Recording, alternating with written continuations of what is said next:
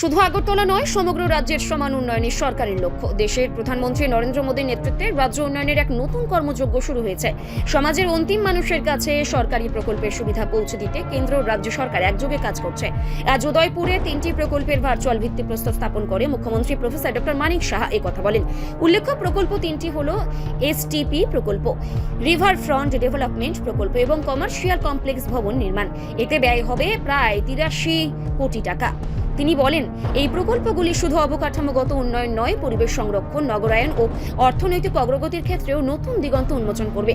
তিনি আশা প্রকাশ করেন 2047 সালের মধ্যে ভারত উন্নতির শিখরে পৌঁছবে এবং এই লক্ষ্য সকলকে অংশগ্রহণের আহ্বান জানান।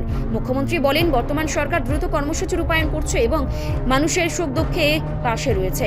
প্রধানমন্ত্রী নরেন্দ্র মোদীর লক্ষ্য গরিব, কৃষক, মহিলা ও যুব সমাজের সার্বিক উন্নয়ন। তিনি দেশের একজন সৎ অভিভাবক হিসেবে সব ধরনের ষড়যন্ত্র মোকাবিলা করে দেশকে সুরক্ষিত রেখেছেন। মুখ্যমন্ত্রী বলেন, ত্রিপুরার বর্তমান প্রায় 1300 কোটি টাকার বিভিন্ন প্রকল্পের কাজ চলছে। মহাকরণ থেকে পঞ্চায়েত পর্যন্ত পেপারলেস প্রশাসনিক ব্যবস্থা চালু হয়েছে। উদয়পুরের পেপারনিয়াতে একটি আয়ুর্বেদিক হাসপাতাল গড়ে তোলার পরিকল্পনার কথাও জানান তিনি বলেন, বর্তমানে রাজ্যে 450 জন শিক্ষার্থী একসঙ্গে এমবিবিএস এবং 63 জন বিডিএস পড়ার সুযোগ পাচ্ছে। একটি হেলথ ইউনিভার্সিটি স্থাপনের উদ্যোগে নেওয়া হয়েছে। আগামী দিনে প্রায় 15,000 কোটি টাকার বিনিময় আসবে বলেও তিনি আশা প্রকাশ করেন। তিনি আরও জানান, রাজ্যে বর্তমানে প্রায় 923 কিলোমিটার জাতীয় সড়ক রয়েছে, যা আগে ছিল মাত্র 198 কিলোমিটার। সেক্ষেত্রেও কিন্তু আমি এই যেটা বিনিয়োগ প্রসারও নিয়েছিলাম পরিকাঠামোগত, সেটাও আমি নিলাম এবং সেটাও 2 মাসের মধ্যে আমি সেটা কিন্তু সাবমিট করলাম। তো এটা আমাদের জন্য প্রাইড। আমরা এই যে বিকশিত ভারত যে মাননীয় প্রধানমন্ত্রীজি 2047 রেখেছেন, এটা কি এক দেশ করতে পারবে যতক্ষণ ধরে আমাদের রাজ্যগুলো না হবে? আমাদের রাজ্য 2047 লক্ষ্য নামে আমরাও আমাদের রোডম্যাপ আমরা তৈরি করেছি। সারা ভারতবর্ষের মধ্যে we stands at 5th position আমরা সাবমিশনের দিকে।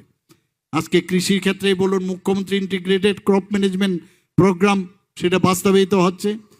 আজকে উত্তর ত্রিপুরা জেলাকে প্রধানমন্ত্রী ধনধান্য কৃষি যোজনার আওতায় আনা হয়েছে।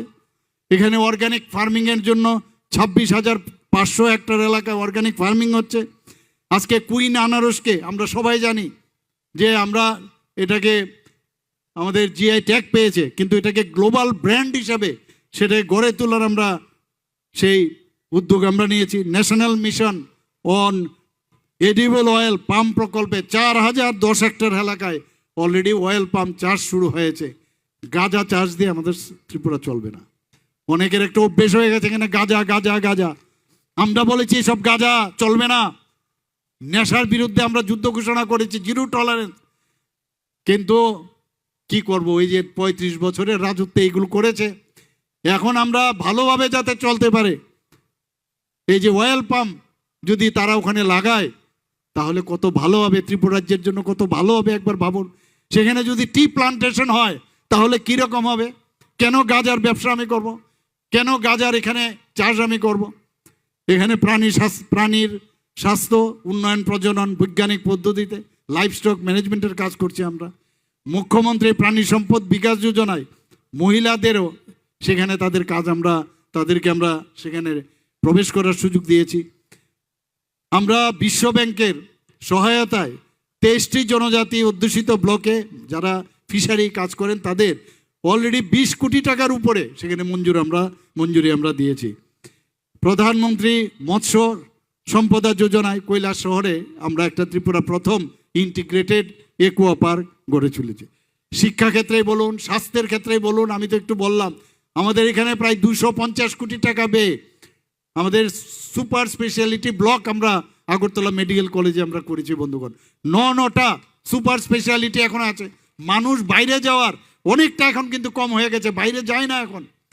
এখানে আপনাদের এখানেও অলরেডি আমরা এই যে ট্রমা সেন্টার করেছি, সমস্ত ডিস্ট্রিক্টে ট্রমা সেন্টার। শান্তির বাজার আমরা করেছি সাউথ ডিস্ট্রিক্টে, আমাদের আগরতলাতে তো আছেই, আমরা ধলাই ডিস্ট্রিক্টেও করেছি। কিছুদিনের মধ্যে আমরা চেষ্টা করছি যে ধর্মনগরও করার জন্য। তো আস্তে আস্তে করে সব জায়গার মধ্যে আমরা চাই কার্ডিয়াক কেয়ার সেন্টার হোক, এখানেও হবে, যাতে করে আগরতলা শহরের মধ্যে প্রেশারটা কম আসে। আজকে আমরা এই আমাদের ক্যাবিনেটের মধ্যে অলরেডি পাস হয়ে গেছে। অনুষ্ঠানে আগত বক্তব্য রাখতে গোমতী জেলার জেলাশাসক রিঙ্কু ল্যাথের এবং সভাপতিত্ব করেন গোমতী জেলা পরিষদের সভাধিপতি দেবরায়। অনুষ্ঠানে উপস্থিত ছিলেন অর্থমন্ত্রী প্রসেনজিৎ সিংহ রায়, বিধায়ক রামপদ জমাতিয়া, বিধায়ক অভিষেক দেবরায়, বিধায়ক জিতেন্দ্র মজুমদার, উদয়পুর পৌর পরিষদের চেয়ারপারসন শীতল চন্দ্র মজুমদার, পুলিশ সুপার ডক্টর কে কিরণ কুমার প্রমুখ।